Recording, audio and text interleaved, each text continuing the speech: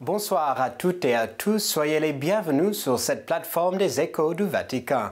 Je m'appelle Julian Paparella et je suis heureux d'être votre présentateur. Charles Bourgeois poursuit son tournage documentaire en Afrique avec notre équipe de Ciel et Lumière. La semaine dernière, nous avons présenté le voyage apostolique du pape François aux Émirats arabes unis.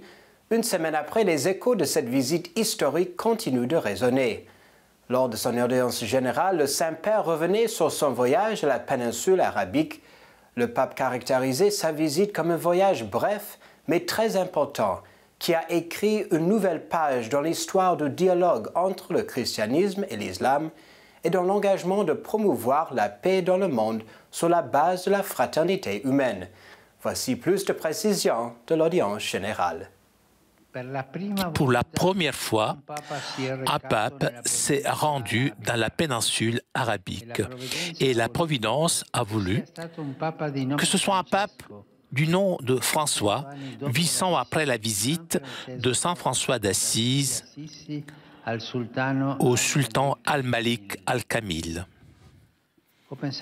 J'ai souvent pensé à Saint François durant ce voyage. Il m'a aidé à garder dans mon cœur l'Évangile, l'amour du Christ pendant les différents moments de ma visite.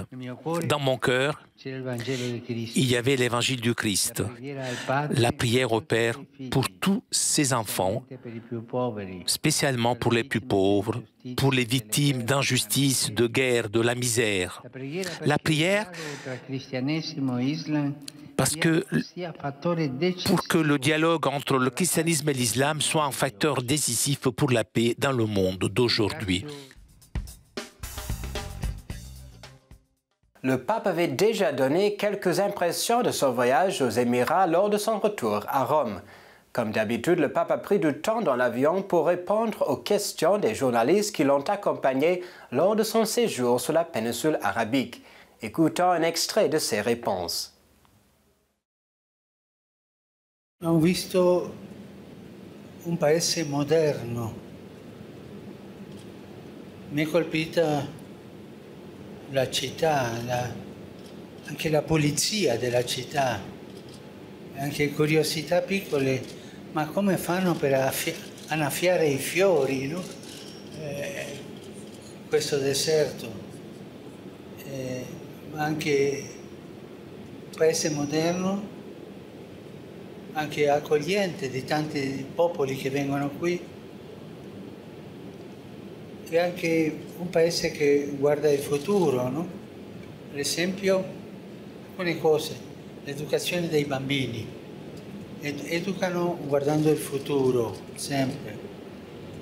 Così mi hanno spiegato. Poi altra cosa che mi ha colpito è il problema dell'acqua. Stanno cercando per il futuro, un futuro prossimo, di prendere l'acqua del mare e farla potabile, e anche l'acqua dell'umidità e farla per bere, per usi. Sempre va cercando cose nuove. Anche ho sentito di qualcuno, ma qualche giorno ci mancherà il petrolio, ci stiamo preparando per quel giorno perché avessimo qualche cosa di più da fare. Questo è un paese che guarda il futuro. Poi mi è sembrato un paese aperto, non chiuso, anche la religiosità, l'islamismo è un islamismo aperto, non chiuso, di dialogo, un islamismo fraterno e di pace. Su questo sottolineo la vocazione alla pace che ho sentito di avere, malgrado che ci siano qualche problemi di alcune guerre nella zona, no? Le voyage du pape François aux Émirats était un moment important pour la communauté chrétienne de la région. C'était la toute première fois qu'un pape foule le sol de leur pays. Naturellement, la présence du pape François a suscité diverses aspirations et émotions parmi les chrétiens de la région. Voici quelques-unes de leurs impressions grâce à nos amis à Cateo. on est à l'ombre, on est à l'ombre de l'islam, c'est-à-dire qu'on a la possibilité d'être ensemble, mais dans cette enceinte-là, mais on n'a pas la possibilité de se réunir dans une maison.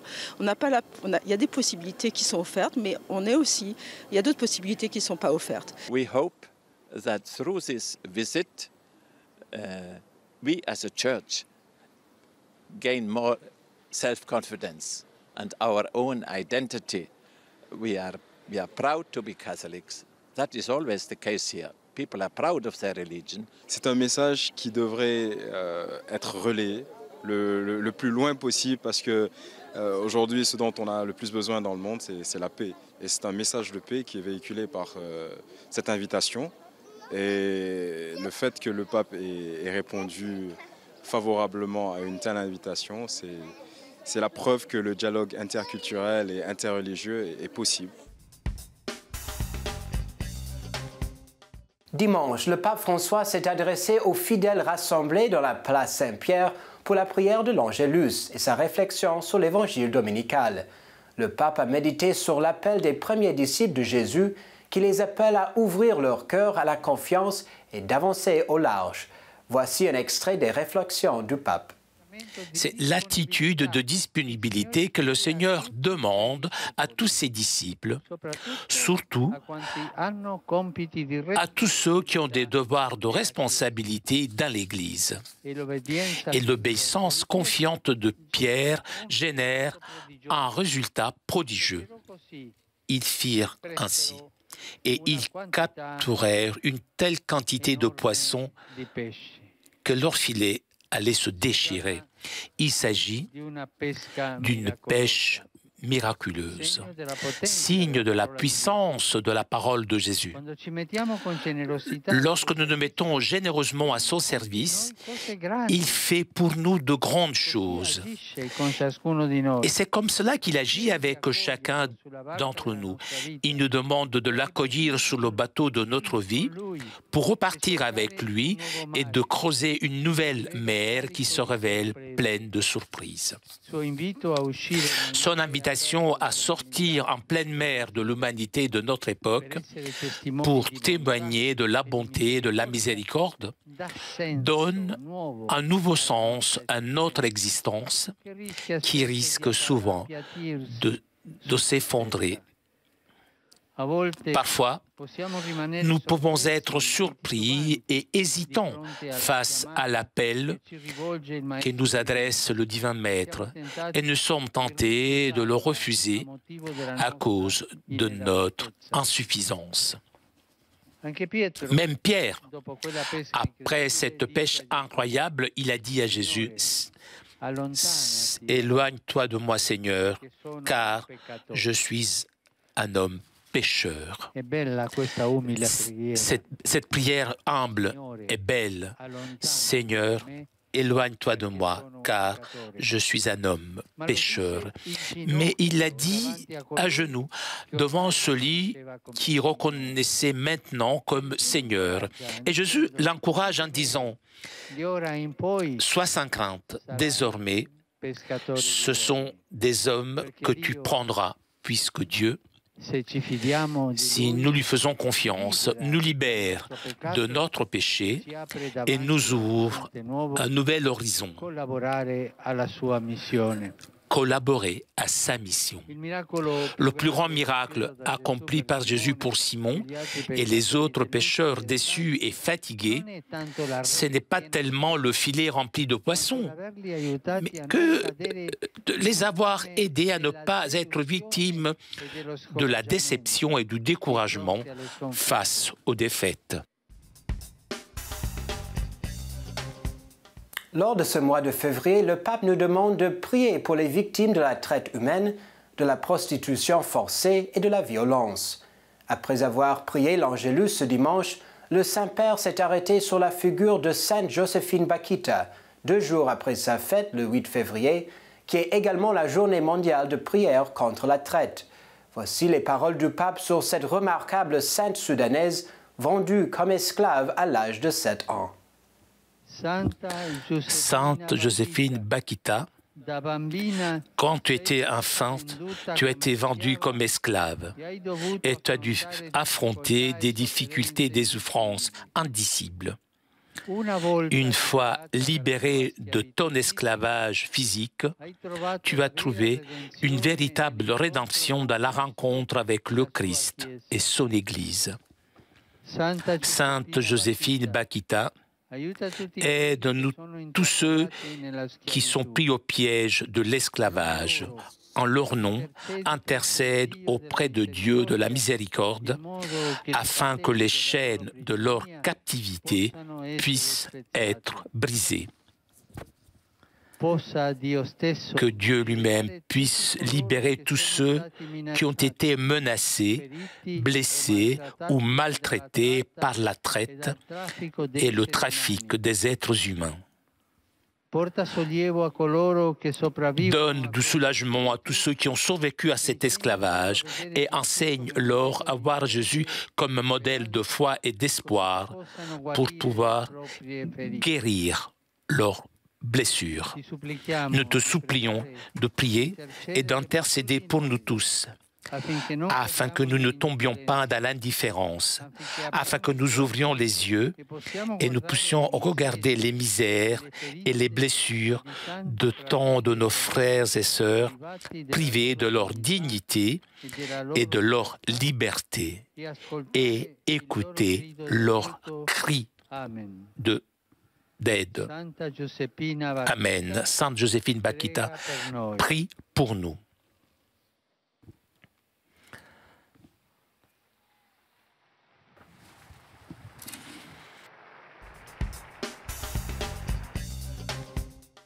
Toujours au sujet de la dignité humaine, jeudi dernier au Vatican, le pape François s'est adressé au personnel de l'une des plus grandes prisons romaines, la Regina Coeli, qui accueille près de 1000 détenus.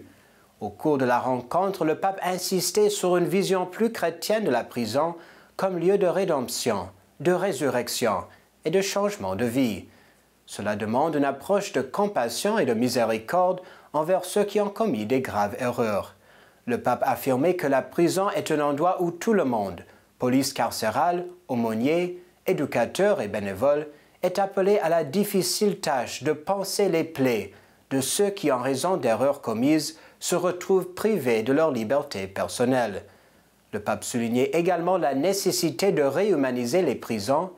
Personne ne peut condamner l'autre pour les erreurs qu'il a commises, ni infliger des souffrances à la dignité humaine. Les prisons doivent être de plus en plus humanisées. Il est douloureux de penser qu'elles sont souvent considérées comme des lieux de violence et d'illégalité, où la perversité humaine est sévie. Le pape propose plutôt que les prisons soient des laboratoires d'espérance et que le personnel prend comme exemple la compassion du bon samaritain qui s'est penché pour s'occuper de son frère blessé.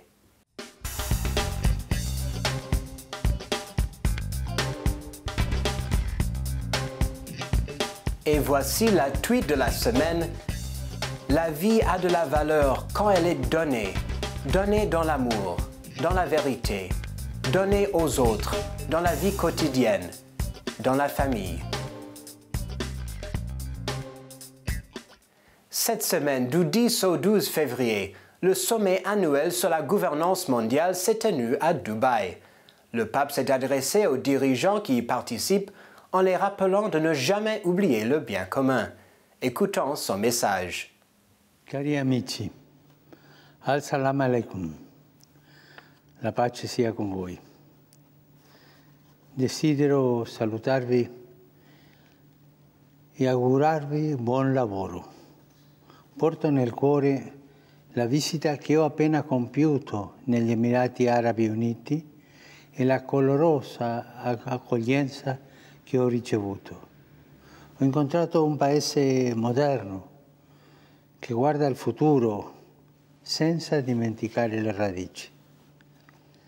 Un paese dove si cerca di trasformare in fatti e iniziative concrete le parole tolleranza, fratellanza, rispetto reciproco, libertà. Ho visto che anche nel deserto i fiori germogliano e crescono e sono tornato a casa con la speranza che tanti deserti nel mondo possano fiorire. Lo credo possibile, ma solo se cresciamo insieme, l'uno a fianco all'altro, con apertura e rispetto, disponibili a farci carico dei problemi di tutti, che nel villaggio globale sono i problemi di ciascuno. Penso a voi e al vostro impegno di questi giorni, nel quale affrontate temi fondamentali, tra cui le sfide della politica, lo sviluppo dell'economia, la tutela dell'ambiente, l'impiego delle tecnologie. Vi auguro che la domanda alla base delle riflessioni non sia tanto quali sono le migliori opportunità da sfruttare, ma quale tipo di mondo vogliamo costruire insieme?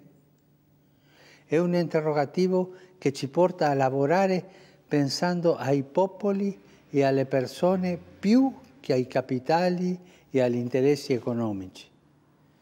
È una domanda che non guarda all'immediato di domani o di oggi, ma all'avvenire. Guarda la responsabilità che grava su di noi, trasmettere questo nostro mondo a chi verrà dopo di noi, preservandolo dal degrado sia ambientale o altri tipi di degrado e prima ancora dal degrado morale. In realtà non si può parlare di sviluppo sostenibile senza solidarietà. Potremmo persino dire che il bene, se non è comune, non è veramente bene. Forse mai come ora il pensare e l'agire richiedono dialogo vero con l'altro, perché senza l'altro non c'è futuro per me, per ognuno di noi. Vi auguro allora nelle vostre attività di cominciare dai volti delle persone, di avvertire il grido dei popoli, il grido dei poveri, di riflettere sulle domande dei bambini. E con questi pensieri vi ringrazio e vi auguro un lavoro proficuo al servizio del bene comune e chiedo al Signore di benedire il vostro impegno per un mondo più giusto e più prospero per tutti. Grazie. Et dans le sillage du dernier voyage du pape, déjà le prochain se prépare. Du 30 au 31 mars, le Saint-Père se rendra au Maroc. Le programme de la visite vient d'être annoncé. Le samedi 30 mars, le pape rendra visite au roi Mohammed VI, s'adressera aux imams, prédicateurs et prédicatrices musulmans et conclura sa journée par une rencontre avec les migrants au siège du Caritas diocésaine de la capitale de Rabat. Le dimanche 31 mars, le pape visitera le centre rural des services sociaux de Temara, au sud de Rabat, et reviendra à la capitale pour rencontrer des prêtres et des personnes consacrées à la cathédrale, ainsi que le conseil œcuménique des églises. L'après-midi, le Saint-Père présidera à la messe dominicale avant de rentrer à Rome. Comme son voyage aux Émirats arabes unis, la visite du pape au Maroc vise un dialogue plus fraternel avec les musulmans, ainsi qu'un soutien des communautés chrétiennes de la région. La question des migrants sera évidemment centrale, surtout suite à la conférence intergouvernementale sur la migration qui s'est tenue à Marrakech du 10 au 11 décembre dernier. Une dernière écho du Vatican cette semaine, le pape vient d'établir une nouvelle autorité anticorruption pour le Saint-Siège. Samedi dernier, le Saint-Père a modifié les statuts du réviseur général du Vatican afin de l'élever au rang d'autorité anticorruption. Cette action continue le renforcement des efforts de responsabilité et de transparence financière au sein de l'administration du Vatican.